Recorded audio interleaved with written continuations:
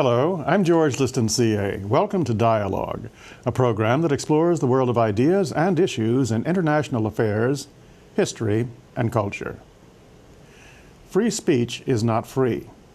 Its preservation has depended upon the vigilance and courage of those willing to defend it throughout the course of American history. Theirs was often an unpopular cause.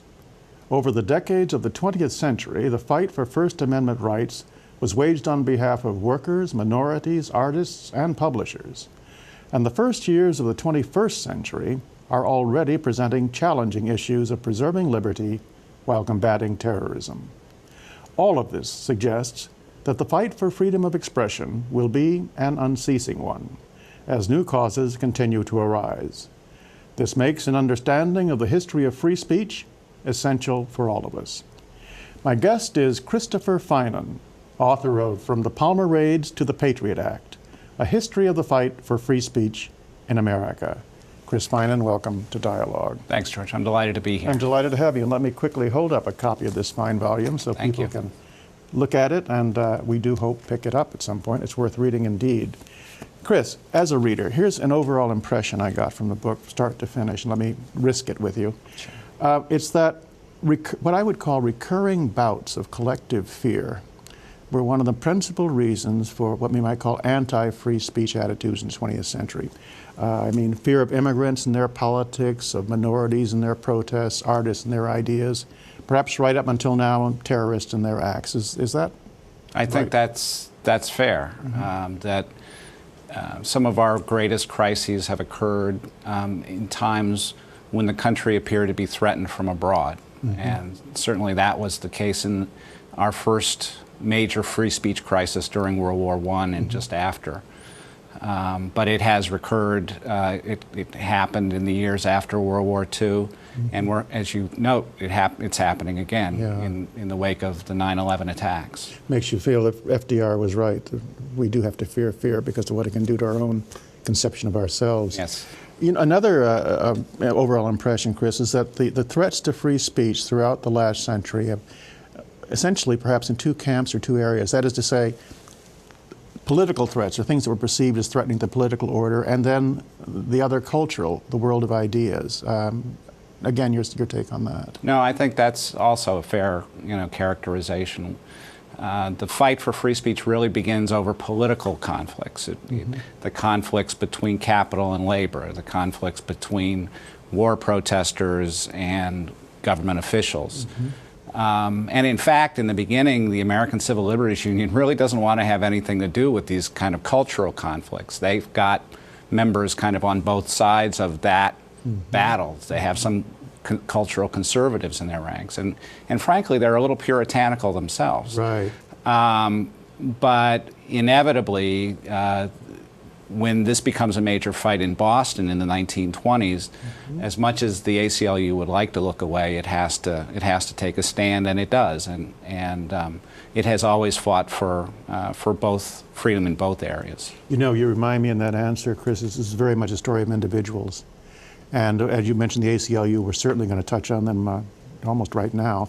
But also people like Roger Baldwin, Zechariah Chafee, Mayor Al Smith, Governor Al Smith, and many others, right up to some current members of Congress. But the role of individuals in this fight has been quite striking. Yeah, you have to be a little out of the ordinary. You mm-hmm. have to be a bit of a rebel. Mm-hmm. You have to, or at least have a grievance, a well-defined grievance against the system, to be willing to buck the passion for conformity that I think pervades our society. It's something that Tocqueville said, that we have public opinion acts as a censor in this society, even in a democratic society, and it's the individuals and then the individuals who band together and form groups like the ACLU mm-hmm. that have to bear the burden of defending dissident speech. You're quite right, because as I said in the outset, these fights were almost always unpopular fights. You have to go against the establishment, sometimes the courts, the government, law enforcement itself, all the supports of civilization as many think of it, had to be challenged. You have to really love freedom. Yeah, exactly, exactly. And I want to get to those individuals, but I guess what I really should start with, though, is what the book starts with, and that's the Palmer Raid. This takes place in November of 1919, and it's sort of a police raid, an assault, really, clubs and everything else, on labor groups that were primarily immigrant, I think, in their constitution. It's a bloody spectacle, Chris, and it's ordered by Attorney General Palmer. Why did he order it, and why was it that bloody, and was it publicly supported? Well, the Palmer raids are, even though they occur after the war has ended a year earlier. But the extreme opinion, the extreme lack of acceptance for tolerance, or the lack of tolerance for dissident ideas, which during the war had manifested itself as, thousands of prosecutions of people for doing nothing more than being critical of the war, really carries over into the post-war period, which is a very economically troubled time. There's a lot of unemployment, there's inflation, and there's also a brand new threat from abroad, which is communism. Exactly, yeah. And in this country, that takes the manifestation of actually two communist parties vying for each other, kind of an immigrant communist party and a more native-born. And what Palmer did in response to repeated demands that he take action against what appeared to be a threat to the country was he launches these national raids in which more than 4,000 people are rounded up for doing nothing more than belonging to a political party. Right. And one of these two communist parties. And he can do that because there's a law in the books that says if you're an immigrant, you can't belong to a party that advocates revolution. He could never have taken these actions against citizens, and when they do pick up citizens, which because these raids are so sweeping, they kick those loose, but they hold on to these thousands of immigrants and they try to send them back to their own countries, mostly to Russia. Right. And this becomes a rallying cause, is it not, for the people who would make up the ACLU? Yes. I mean, they had been active. ACLU was founded in 1920, but Roger Baldwin and the core group that founds ACLU had been active during the war and attempted to defend conscientious objectors and to defend people who were anti-war dissidents. They hadn't had much luck, and in fact, in the Palmer raids, they were completely outmaneuvered by the Attorney General, at least in the short term. But in the long term, he fails, and fails in a significant way, I think, because what he does is demonstrate the danger of the intolerance that he practices. And so when the ACLU was founded in 1920, it's just a couple of months after Oliver Wendell Holmes Jr. makes this very famous, one of the most famous dissents in American legal history, where he talks about the importance of protecting the free trade and ideas. Exactly. Isn't that, protecting those free trade and ideas, is that where he talks about the hunters of heresy as well? I think that's a later decision. This is the one he talks, I think we've all heard some of these words, about the competition of the marketplace. Exactly. Judges during the war had felt free to send people to prison if their statements would have a bad tendency. Bad tendency, exactly. And that gave judges a great deal of latitude to judge what would have a bad tendency and what wouldn't. And what Holmes does is say that judges need to stay out of dissenting these opinions. If you're allowing judges to act on that basis to curtail free speech, you're giving them prior restraint on ideas, basically. Right. You and I'm glad you bring us up to the 1920s, because so much seems to really just get propelled forward from that point. Roger Baldwin, who you mentioned, is a very interesting person. He's a patrician Bostonian, I do believe, by birth and background, a man of means. And he and other people like Zachariah Chafee, who I think's background is very similar to that, do become head of the ACLU, which grows out of the American Union against Militarism. Right. Sort of comes to a head. Now, speak to us, if you will, Chris, about the importance of figures like Chafee and Baldwin, because I find them to be remarkable. I mean, they're fighting fights they, by dint of class, didn't have to fight. Right. Well, Baldwin is a, as you say, he's patrician, but he's from a liberal family. His father is a manufacturer, a leather manufacturer, which secures the family enough of a fortune that Roger never has to work for a salary, which, of course, as you know, is a great recommendation to a nonprofit group.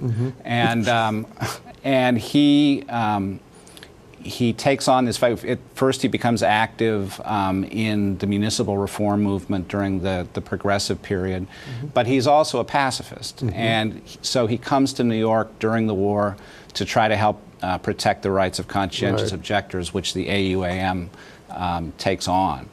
And frankly, the work that he does becomes so controversial once war is declared that even the pacifists kind of kick them into independence, and they take on this very lonely role of protecting dissident ideas during war. But you know, their role is lonely, and we're talking about individuals, but another point this book makes, and I think we get a good example of it with Baldwin in these early years, is that by accretion, even when victories aren't forthcoming, even when the victories are Pyrrhic or dubious, there seems to be a growing free speech community, if you will, that like a snowball, the forces of interest are gathering. Do you have that? Yeah, I mean, I think what happens during World War I is that the threat, the danger of censorship becomes clearer than it ever has been in American history. We now have a federal government that's capable, powerful, and growing. And it becomes clear to people like Baldwin that there needs to be an organized resistance to the natural tendency of a powerful government to suppress individual rights. Right. And it becomes clear. So it becomes clear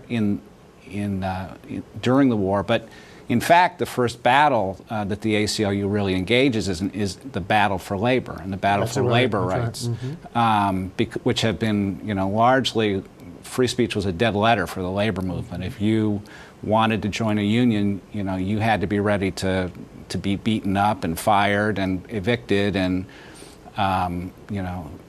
and there were parts of the country where you simply couldn't hold a union meeting. So in the beginning, ACLU thinks that's its most important function.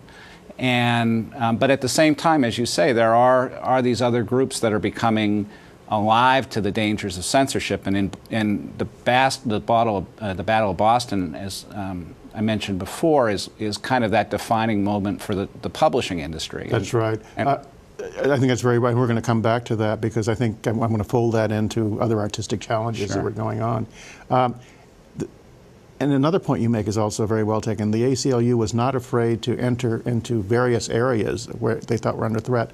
One of the most remarkable, and I think this comes immediately to the public memory, was the Scopes monkey trial at the end of the 20s. Now you have the ACLU taking on attitudes that they thought were going to be a fight over academic freedom issues, but turned out to be quite different. And even though they might have lost that battle, they may have won something of a victory itself, do you think? Oh, absolutely. What was unusual about that battle is that ACLU in the beginning doesn't start out as a legal advocacy group. Courts were so reactionary and so hostile to free speech and to labor rights that they really see their role as publicizing free speech fights and trying to win public opinion. And that's exactly what they set out to do in the Scopes case. In fact, they recruit John Scopes to challenge this Tennessee statute that banned the teaching of evolution. And they hoped, as you said, to dramatize the issue of government threats to academic freedom, and then it kind of got out of hand because Clarence Darrow was recruited by, or volunteered his services, and Scopes took him up on it. And suddenly Darrow, who was notorious for his agnosticism, immediately attracts William Jennings Bryan to the battle, and soon it's over religion, and not over academic freedom. But as you say, in the process, what happens is the country gets this trial of the century. Now there have been a few of those, but this was the first one, and a real demonstration of the importance of protecting intellectual freedom, even though that wasn't the legal issue that they argued about in court. And I'm very delighted you put it just that way, Chris, because that's exactly, I thought that was one of the major points of this book. And from that point forward, now let's take the Depression era, immediately follows the 30s. I got the impression from the book that there's a greater public interest in and tolerance for issues of free speech. And at the same time, free speech is gaining more and more important allies, going to the late 30s now, I'm going into the 40s as well, in high places, on the Supreme Court and Attorney General Frank Murphy, I suppose, in the early 40s. So in other words, there's a public momentum, if you will, that is not the solution to the problem, but at least is making people more aware. Well, in part, in the New Deal, what you see coming to power people who are a lot more sympathetic to, the labor movement and to the threats that are, that the labor union organizers have to deal with.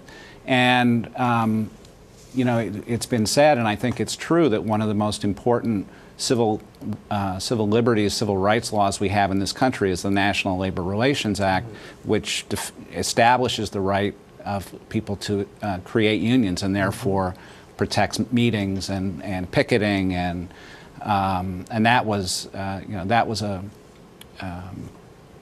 development of the 30s. Yeah.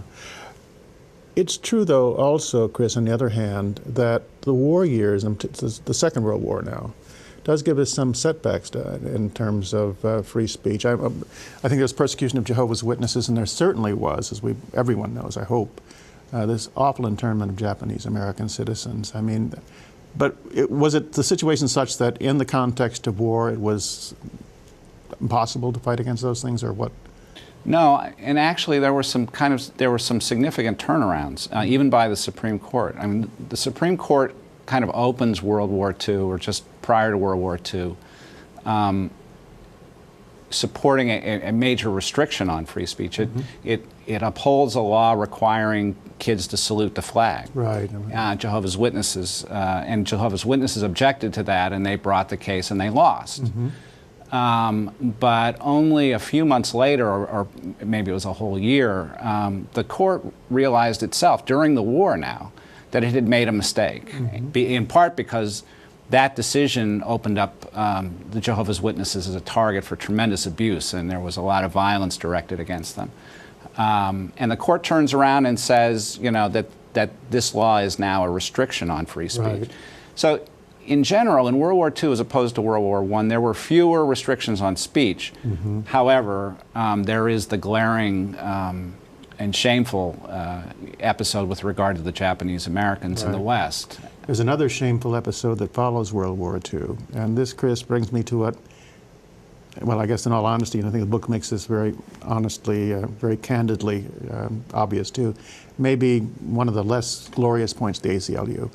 The Red Scare, the second Red Scare, as you point out, and the McCarthy years, of course, follow after World War II.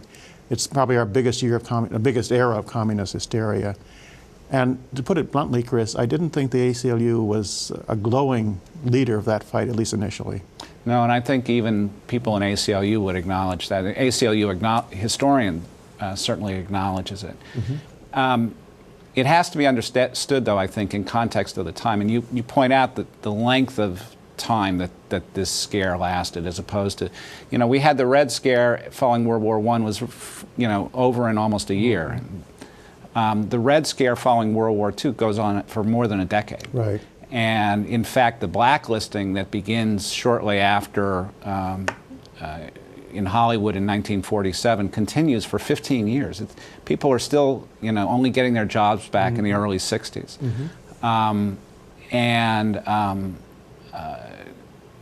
I think the threat seemed a lot clearer to the people in this country, and they were therefore willing to accept a lot more in terms of restrictions on personal freedom. And so it was very difficult to be a civil libertarian in the McCarthy period. And there were things that that the ACLU did effectively. It did, it did try to counterpunch against the McCarthy period. But once again, I think one of the really outstanding features of the McCarthy period, as all of civil liberties history, is there were some individuals who took extraordinary positions. Ranging from Edward R. Murrow to Justice Douglas, to a number of people. To also this, I feature the story of this radio commentator Falk, exactly, who John Henry Falk, who brings a lawsuit against the people who have blacklisted him for nothing more than opposing them, and they put him on the blacklist for that reason. And he fights this 10-year battle that really costs him his job and his career. He never recovers from the blacklisting. But he wins this great symbolic victory, and it's just another case of what you were pointing to earlier, which is that individuals have to take responsibility for protecting freedom because they can't count on other people to do it. That's one of the great lessons of the book, and the great things it points out. You mentioned earlier books being banned in Boston in the 20s, and that is a major fight. And I chose to try to put it together in one question, Chris, because it is such a vast thing. I want to ask you if I can sort of focus it on one aspect of it that I thought ACLU was particularly adept at, that if you took all those fights that went on throughout the century, the blacklisting of individuals, the censorship of films, the prohibition of books being sold, etc., or attempts to do that, that there were two things that I thought that the ACLU accomplished, and others, that helped turn those tides when they were turned. The first was that the ACLU's decision to cast its free speech activity as, quote, as being essential to democracy. This is what you're really fighting for, democracy. Right. And the second, and you're a member of the Booksellers Foundation for Freedom of Expression, was militancy on the part of the publishers themselves. It's a vast topic, but are those at least two? I think you've identified two very important elements. And from the very beginning of his free speech fight, Roger Baldwin talks about the importance of getting a lot of flags and identifying the cause with Americanism, and which could seem, and some commentators have seen it as kind of cynical, manipulation of symbols. But in fact, he was, I think, very sincere about his belief that, since the First Amendment had been put in the Constitution in 1791, that this was essential Americanism, and you had to claim it as such. And and so that's important, and we all still talk about that. I mean, that's why Holmes is so important for us, because nobody doubts that this is a strong, loyal, and patriotic American, and yet he gives us this very radical kind of philosophy of free speech in 1919. The other thing is the awakening of the publishing community, the awakening of people who deal in books, either librarians or booksellers or publishers, and I have to admit right off the top that we were kind of dragged into this kicking and screaming. In the beginning, in the early 20th century, the publishing industry considered itself, the arbiter of good taste and the defender of the public from bad books. And in Boston, for example, booksellers actually serve on the censorship committee that is created by the Watch and Ward Society. And they do that in good conscience because this is their definition of themselves. But as books became increasingly frank in their dealing with the subject of sex in particular, and as conflicts arose and there were efforts to censor those books, there was a change in philosophy, and librarians and booksellers and publishers began to see that their role was to give people what they wanted, the books that they wanted, access to the ideas, and that it wasn't enough just to give them to them, but when those books then were attacked, they needed to defend those books. And in 1953, really in the middle of the McCarthy era, publishers and librarians issued this statement called the Freedom to Read Statement, which is still our charter, really, and holds us, pins us against the wall and makes us defend free speech. It's actually a stirring moment because it seems to point out that people have to get angry about these things and angry in the right way, of course, and wanting to defend those rights. It's always up to the individual to make those decisions. And which brings me to today. In the let me back up a step, because through the post-Vietnam era in the 70s and 80s, we saw a lot of government activity, the FBI and the CIA spying on American citizens, and that became the free speech activity of the, or cause of the era. And that actually leads into what we may be experiencing today, and that, of course, is the fight against terrorism, the post-9/11 period that you bring out at the end of the book appropriately, and the Patriot Act. Is the issue still the same, the overreach of government, the invasion of privacy, I think it's the same, yeah. I think that what we're seeing today is a growth of secrecy by government and surveillance of private citizens, and in the name of protecting them and protecting their security.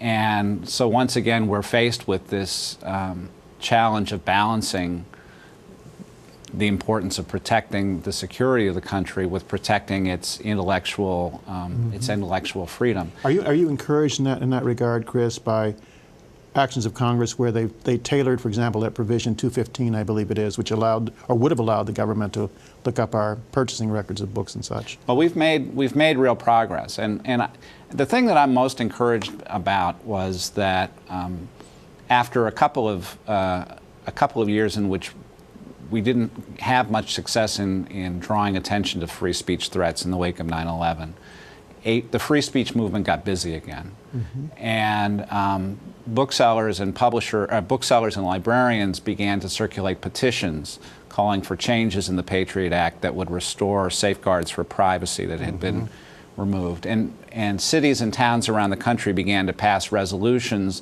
saying, we want security too, but the Patriot Act oversteps. Right. And we had a couple of very important cases in which librarians, individual cases in which librarians showed great courage in defending our rights. Chris, I want to thank you, and I think we end on a very positive note here. I think it's appropriate. I think it is appropriate, and you come from a self-professed family of loudmouths. Yes. And I think you're making the point here we all have to be a little bit more loud about defending these freedoms, lest they go away. I think that's right. Thank you very much, Chris. Okay, thank you, George. And that's our program. We appreciate your comments, and you can reach us at dialogue@wilsoncenter.org. I'm George Liston, CA, and you've been watching Dialogue, a co-production of the Woodrow Wilson International Center for Scholars and MHC Networks. Dialogue is also on the MHC Worldview channel, which is available to public TV stations nationwide. For more information, go to www.mhcworldview.org.